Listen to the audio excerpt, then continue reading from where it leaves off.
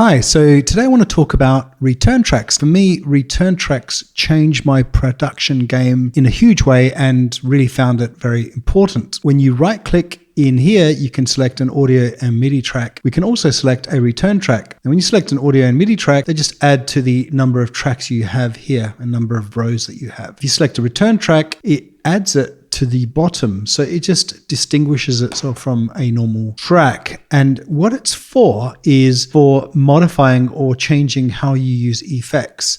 And I want to demonstrate that to you right now. So we have a few different effect types here. So we've got a modulating, oscillating type called kickstart, which is kind of like a sidechain effect. I've got a delay and a reverb. So I'm going to just drag that delay into one of the tracks. We just drag it into this track here. And this track, I believe, is just a tone track. So if we just now apply that reverb to the tone track, obviously you'll hear reverb affecting the track.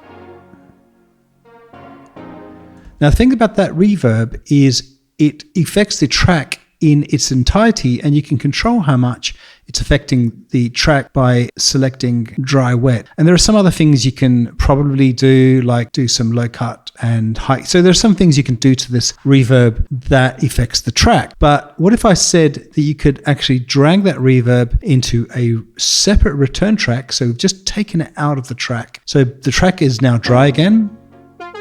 But what happens is when you have a reverb track, you can now apply the amount of that reverb in here. So we can just increase the volume of that reverb here.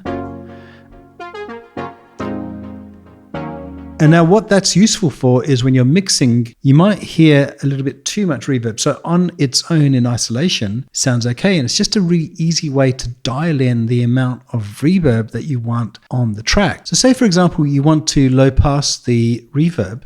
If you're doing that on a track, you're actually low passing the entire track. But if you're doing it on the reverb, you're low passing just the reverb. So if we just bring this EQ to the return track, we are just now low passing the reverb. So we just listen to how that sounds here.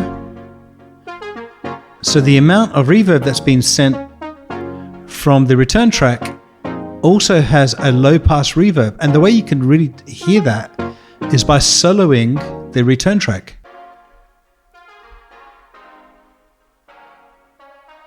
So that is what's being applied to the track, and the track in itself is intact. You're not doing any sort of EQing on the track. So when you're hearing it together, it sounds like this.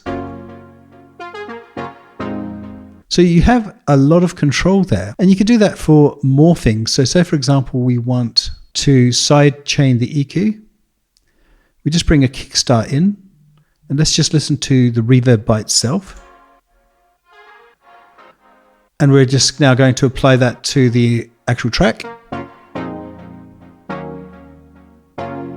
And we can do more and more processing. So say, for example, we want to add a delay to the track before it's sidechained. Let's just listen to the return track.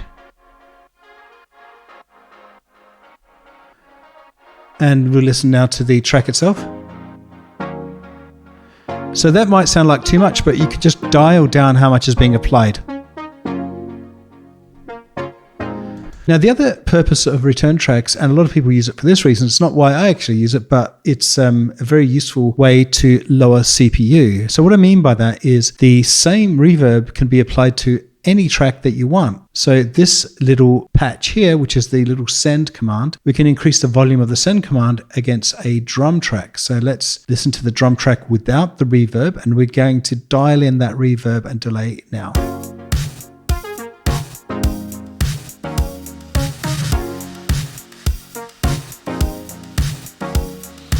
So we reduce it and we increase it. The thing about the dialing in and the increasing of the volume and decreasing, you may want to have it high in some sections, low in other sections, or maybe in different levels or different amounts in different sections. Now, what's really cool about the return track is it can be automated via the mixer. So if you just press A will open up automation, and we just press this little plus button here, and we can see the automation for just the return track.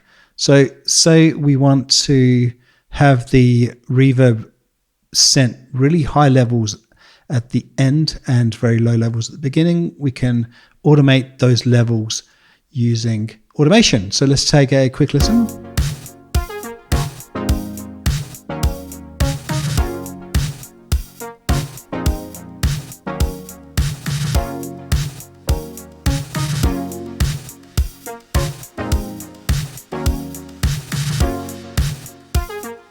So once again, as I said earlier, the original audio is really not really affected. It's just the amount of that reverb and the sound of that reverb which is going through. And you can just hear that by soloing that automation channel again. And you can even hear the automation increasing the volume of that reverb and reducing it right at the beginning. Now, the other thing you can do, which is what I do a lot, especially with vocals, I will have multiple return tracks. So you'll notice here when I click insert return track, it'll add another volume level send piece here. So let's look at that.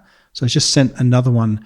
So say, for example, we want to separate the delay and separate the reverb and put them in different tracks. We can have delay in another track. And so say, for example, we want delay here. We can actually just see the delay appearing there, and we want to automate the delay. Let's press that plus button and change how the delay is applied here. Once again, that's going to increase.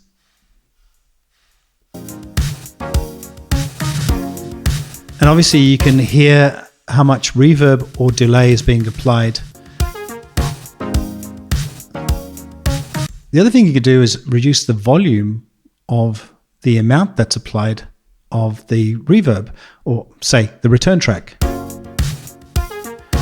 Sometimes it might just be too much and you can't really automate or change the levels here. It might just be too much. You may want to reduce that. So they're the main things that reverb is for, but what it's really particularly useful for is for vocals and for side chaining. So we can just take a glue compressor and apply that to this reverb track. And by the way, you can rename this. So you can call this one, we can call it reverb side chained or something like that. You can actually apply return tracks or sends to actual return tracks. So I guess that's a bit of a loop and it can get a bit convoluted.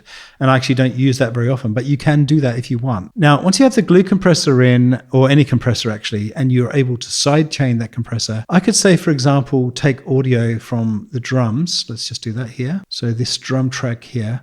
And it's just going to side chain the reverb that I'm applying here to the tonal track against the drums. So let's just take a listen.